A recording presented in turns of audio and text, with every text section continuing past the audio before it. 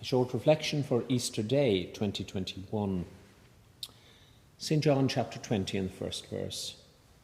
Early on the first day of the week, while it was still dark, Mary Magdalene came to the tomb and saw that the stone had been removed from the tomb.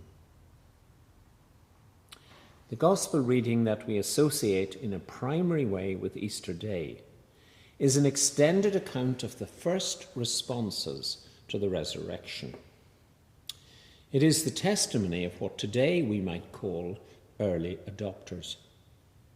As is the case with all Scripture, it is written after the event and to a specific purpose of building up the faithful in their faith. As is the case with many early responses to momentous events, we who have the advantageous hindsight of history may regard the responses to resurrection we see before us in St. John chapter 20 as any of the following: gauche, naive, disappointing, or incoherent. But we may need to be a little bit more understanding of two things. The first is that there is an honesty of first steps. The second is that there is a theological purpose. And this is entirely consistent with what I said earlier about the purpose of building up the faithful in their faith.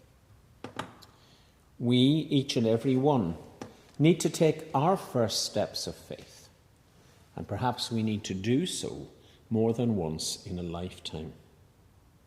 We also need to work out what is the theological purpose of it all, as best we can, and without being afraid of the very word theology, as if it does not belong to us but to others. So maybe, what are these early responses, and how can they help us today in building up our own picture of faith? Faith as being in the things unseen, as we find expressed in the letter to the Hebrews, chapter 11, verse 1. Faith gives substance to our hopes and convinces us of realities we do not see. First, Mary Magdalene responds in personal fear, but also in communal loyalty. She sees no body, and then she goes to tell the two disciples that they have taken the Lord out of the tomb. And her innocence is voiced in that word, they. The two disciples both react out of ignorance, but somehow they manage to pull each other through by a teamwork of ignorance. There is such a thing. But like many men then as now, they do nothing with the new information. As St. John says, then the disciples returned to their homes.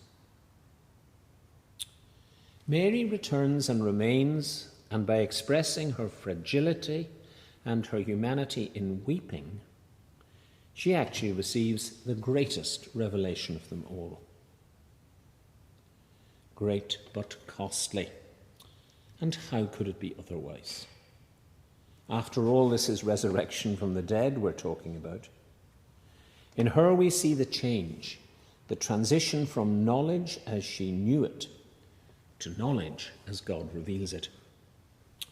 The new knowledge brings the added cost that, although she knows him, she cannot touch him, because there is a further stage in the process of resurrection, revelation and responsibility, and it's called ascension. Mary, however, is made of sterner stuff than the men. She does not go home and boil the pre-theological kettle for a cup of tea. She goes straight and tells the disciples, all of them. Obedient as indeed she is to the old teacher, still the teacher, but now the new teacher. And she tells them, I have seen the Lord. And there is no sign in St. John chapter 20 that they doubt her. What can we on Easter Day 2021 learn from this long drawn-out chapter of St. John's Gospel? The first thing, and I think we have to be honest, is that it is an internal conversation. The church and the churches are far too keen on internal conversations. The conversation needs to turn outwards. Easter is but part of the total story. Pentecost is the next stage where community and values begin to interact with cultures that are external rather than internal. The second thing is that the church which will emerge from these early encounters will have to find its place and make its way in a world which inevitably makes its own way without the church. The lingering memory of a time of triumphant influence, of the days of punching above our weight in our own head, this lingering memory is increasingly unhelpful, both to self-understanding and to missional urgency. Christ is our mission, not us, or indeed not even more of us. The re-establishment of any sort of establishment mentality for churches in a Western society is a fantasy which will feed and accelerate only the implosion of capacity. So, what are we to do in a time when the coronavirus is here to stay rather than ready to leave? I wonder how we ever thought it was going to leave in the first instance. Our society has been unfrozen for more than a year. And we are now pleading for the restrictions we once so vociferously and democratically resisted. One can only surely wonder if the earlier application of such restrictions might have changed our landscape for the better. But such musings are no more than a fantasy now.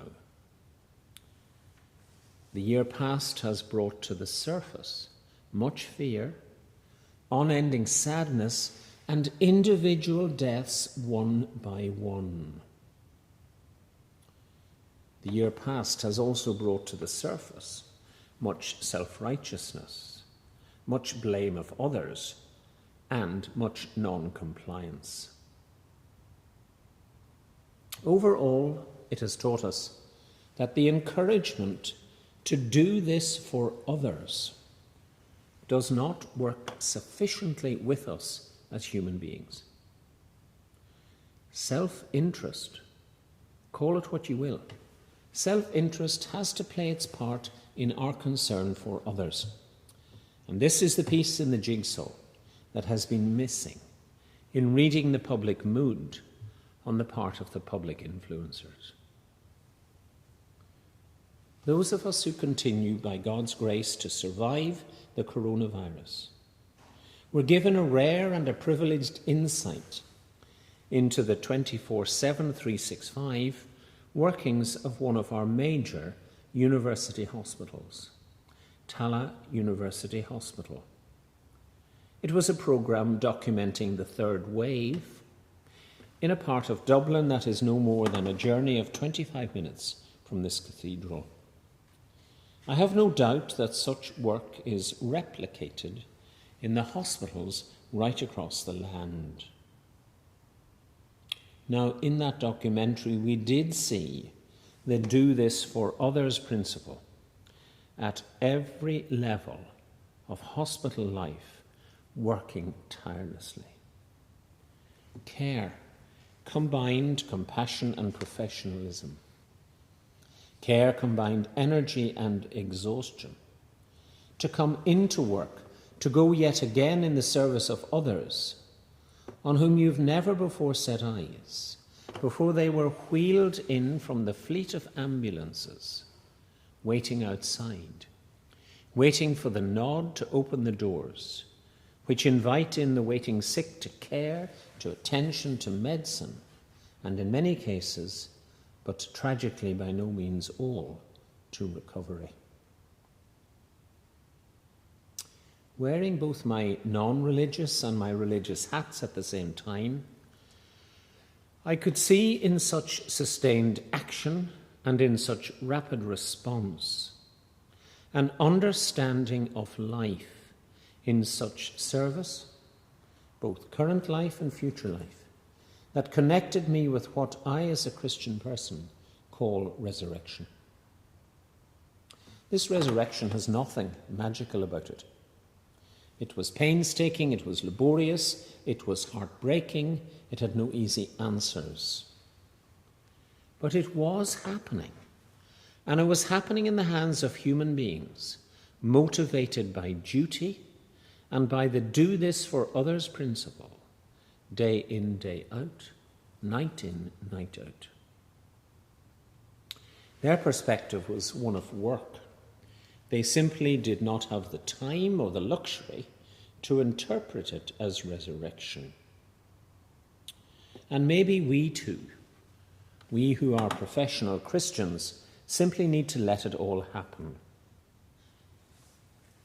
But as I began to think towards Easter, even in early February, and as I today read the Easter Gospel, I see the tenacity and the testing and the trial and the learning at work in what the public health experts have trained us to call hospital settings, as a response of resurrection to human destitution.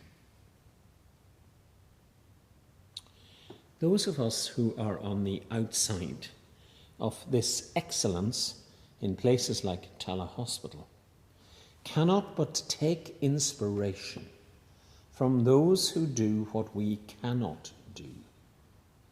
We cannot but try to do what we can do in our own person and in our own community, in a spirit of resurrection here and now.